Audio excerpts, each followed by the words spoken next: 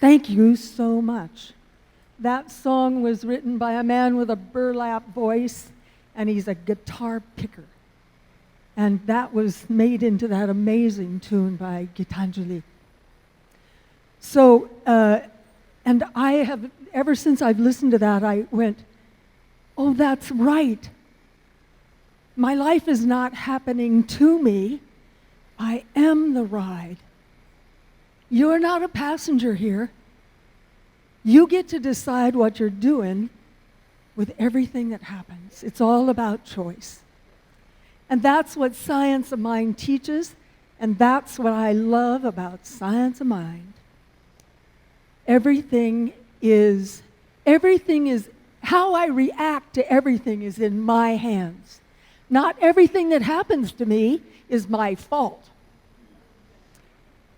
And sometimes we as religious scientists forget that, and we'll go, well, what in your thinking caused that? That is the wrong question. The right question is, what in your consciousness can fix that? Yeah? That's the essence of it. That's when you go, I am the ride. Whatever's going on, what's ever happening, there's something to be utilized from that. Good, bad, indifferent. It's a part of the gift that we're given with these amazing lives that we are creating from our own thinking. And we draw to us the people, the places, the experiences that will give us the most wide range of experiences. And as soon as you can get to the funny part of the crap, oops, did I say that out loud? When you can get to where it's funny, the spell is broken. Yeah? We sort of live our lives in these remarkable spells. And if your thinking is helping you spiral downward, find somebody who can help you break the spell. Practitioners and ministers can do that for you. People, every one of you who is here today is a practitioner. We're practicing Science of Mind. It's not like mastering Science of Mind. You're practicing. And we do that in ways that support us.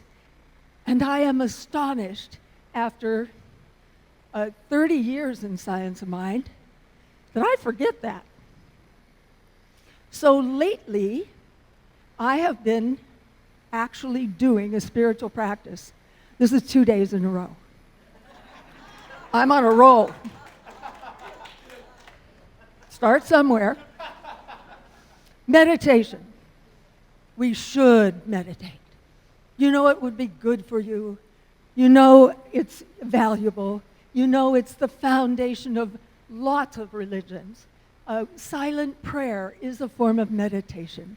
The problem with me in silent prayer is there's a whole voice going on and there's not very silent. So my practice here now is that I have a CD that I listen to that meditates me. It's called Shamanic Dream by Anugama.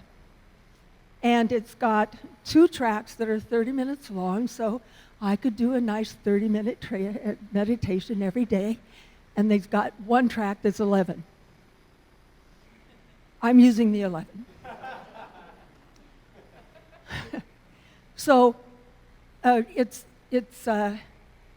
this is the practice. I'm just giving you an idea of how wildly creative you can be. For 11 minutes, I'm listening to this toning that is giving me a good rhythm, and I'm breathing. This is an issue for me. And the practice is breathe in through your nose and out through my mouth. That's the kind of breathing when my heart starts to do little pity pats. I'm supposed to do that breathing. Okay. So, I now know that 11 minutes is 60 breaths. I'm counting my breaths. And the reason I'm doing that is because it keeps the chatter from going on. Numbers are just numbers. For some of you, numbers aren't just numbers. You love numbers. Numbers are frightening to me. If they're in a column, they're especially frightened. And it's because it took me a long time to realize that I have personalities that go with the numbers. 2 is sort of charming and delicate and kindly. It just doubles stuff. 2. And 3 is a little harsher, but female. 4 is a masculine. By the time I get a column, I recognize there's a party going on down there, and it's a cocktail party, and they're moving around. So numbers are not as ordinary and columnar as you might think they are to some of us. And I don't know why I'm telling you that, because really, something in here has taken over. That wasn't what I was planning to tell you. What I'm planning to tell you is this. In Science of Mind, there are 4 pieces. The first 4 chapters of the Science of Mind have a great deal to do with how we go about thinking in a science of mind way. And it's this. First, the thing itself. The thing itself is all there is. It's the only thing there is. It looks like multiplicity. It looks like all the various pieces and parts of a cosmos. And what it is the cosmos. That's all it is.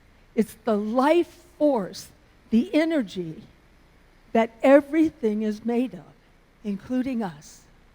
And the amazing part of it is every bit of it, the whole cosmic entirety, is available to you and me. You can't use it up. You can't use it up any more than a mathematician could use up the number 5. Yeah? Can't use it up. And in the process of that, it says that not only is there the thing itself, it's what it does. And what it does is answer what you ask of it.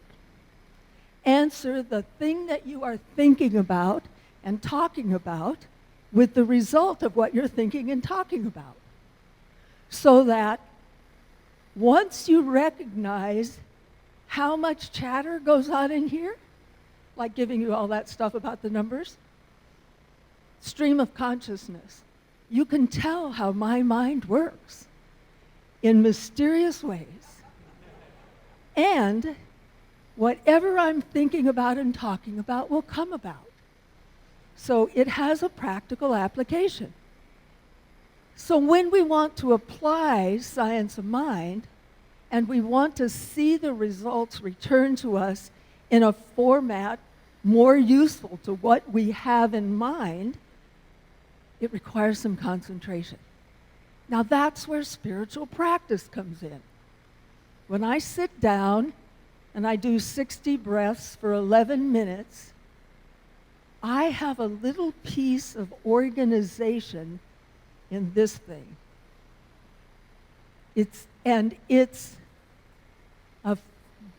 a much better basis for the rest of my day. Instead of leaping out of bed, leaping being a much more active term than I actually do in the morning, and heading about my business, taking 11 minutes, breathing consciously in meditation. I recognized yesterday, at the end of the day, I had more energy than I usually do. And I was quite actually busy. So it's like, wait, one day of that and I got a result? I'm going to try 2 days. I'll let you know next week how far I get. And you can remind me that I told you this, because that's what we're here for, is to remind each other how to become more of who we want to be and how to spread that, what we want to be, out there. My friend Kaylee, I've been part of a mastermind group with her since I think, 24, yeah. And we've been in mastermind group. So every morning she gets up and she writes an affirmation. She is becoming the affirmationist. Did you all know that? Yes. She's affirming out there what she wants her life to look like. That's a spiritual practice. What's your spiritual practice? What do you get up every morning and do? Get up every morning, brush your teeth, that's a good one. Get up every morning and do something that reminds you that there's a possibility of pulling yourself into a forward-moving path, a nice carpeted aisleway that can lead you to where you're intending to be at the end of the day. And at the end of the day, my delight is to have actually accomplished something creative. So, I have been collecting art for a long time now, and this is the way I like to collect art. I like to support living artists that I know. So, I have a wall full of art. Some of it's mine, and lots of it belongs to artists that I've supported. And now I'm giving that art away because I'm keeping collecting art and you only have so many walls. So I have a friend who lives in Asheville now. She works in wood. And she has created a piece for me that's a heron. It's a heron standing in a swamp, cattails behind it. Every bit of it is layered pieces of wood. She doesn't paint any of it. She only uses the grains of the wood and the colors of the wood to create this thing. And I would love to show it to you because you really ought to see it. Ask me for my address afterwards and we'll have a visit, because I'm trying to suck you into coming to see me. I don't get around much anymore. It's logistically difficult when you're attached to stuff, you know? So, I'm inviting you to come play with me. On Thursdays, I have an art day. I have a friend, we'll call her she. That's because it's her name. And a friend who came up from Camarillo to see me. And we sat on the back porch. I have a set of 180 colored pencils. I can finally say, well, I have enough colors. You know that box of crayons we got when we were a kid? It's got 8 of them. Not enough. 180, I got enough. So we're coloring mandalas and talking. We have conversations and art. I'm inviting you to come play. I'm inviting you to come play in your life. Work is a great thing because it gives us income. What if the work you did was what you create? What if somebody paid you to be the artist that you want to be, that you know you are? Whatever that is, every single one of us is made in the image and likeness of the great Creator, and you cannot avoid creating. Some of us create chaos. There's an art to that. Some of us create things, weavings and drawings and astonishing art. Raise your hand if you're an artist. Raise your hand if you don't think you're an artist, but you kind of are an artist. You are an artist. Get your hands up. Every one of us needs to create something because that's what we're here for. We're made in the image and likeness of the great Creator, which is not a person, not a personality, not even an entity. It is the life force at the very center of the cosmos. And we're drawing from that. Drawing. Art. Art is everywhere. Be who you really want to be. Be who you're striving best to be. And expand who you think you are into that place where the great Creator pours through you. And come show your work. Let people support you. Oh my God, would it be fun to make a living doing music and have people pay you? Singing, dancing. Let's be who we're truly meant to be. Something beyond the training of what the world thinks we're supposed to do for a living. Something that is, I worked at the theater arts department at UC Santa Cruz. And the kids would come in and, I'm helping them figure out whether they can escape from college with their degrees yet or not. And their parents want them to have a career that they get paid to do, not dancing or acting or singing or arting. You need to have, if we're paying for your education, you need to take physics. Okay. And art and dancing. Yeah? And what if it didn't have to look like that? What if we didn't have to invent nuclear weapons? That was a good idea, huh? Not exactly in the creative category. And what if we encouraged each other to sing and dance and pay each other for that? To make a world that works for everyone, because happy people do no harm. That's what the Dalai Lama said, and I believe him. Happy people do no harm.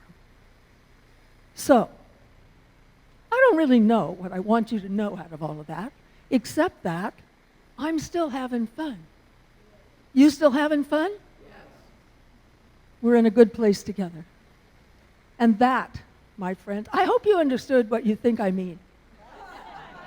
Because that is what I have to say about that. Let me take you into prayer.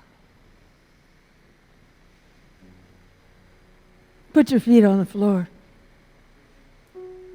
Feel the rhythm of the earth under your feet, encouraging you to move and dance, and allow yourself to feel the vibration flow up your body and into your lungs.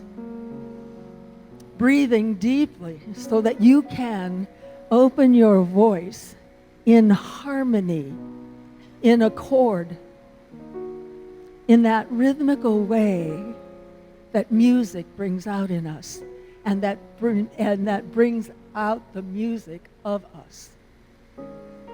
So that as we stand as creators in this place, we do no harm. We do great good. We spread joy and love and grace. And in the process of doing that, we just allow it to be the life that we live. It's not happening to us. It's happening as us. I'm not a passenger here. I am the ride. I am the ride. What a thrill. And so it is.